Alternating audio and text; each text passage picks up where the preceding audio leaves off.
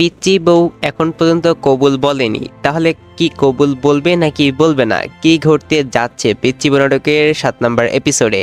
আজকের ভিডিওতে full update থাকবে। যদি পিচ্চি বউ এখানে কবুল বলে দেয় তাহলে তাদের বিয়ে হয়ে যাবে, আপনারা কি তাই মনে করছেন? কিন্তু এমনটা তো নাও হতে পারে। পিচ্চি বউ কবুল বলবে, কিন্তু হয়তো এই যে দিনমোহরটা রয়েছে কিংবা কাবিন রয়েছে সেটা সম্পূর্ণ ভুয়া।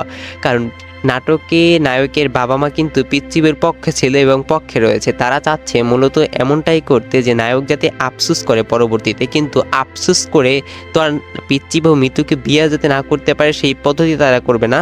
তো তারা হয়তো এই একটা মিথ্যে বিয়ের নাটক সাজিয়েছে, এখানে একটি বিয়ে সত্যি হবে না এমনটাই হওয়ার সম্ভাবনা রয়েছে, যে দুইটা বিয়েই হবে ফেক। পরবর্তীতে যখন নায়ক মূলত এটা জানতে পারবে তখন কিন্তু সে আবার নিজের ভুল বুঝতে পেরে মিতুকে মানে পিচ্চি বউকে বিয়ে করবে। যদি এরকমটাই হয় তাহলে আপনারা কেমন লাগবে, আপনাদের কেমন লাগবে সেটা অবশ্যই কমেন্ট বক্সে জানান।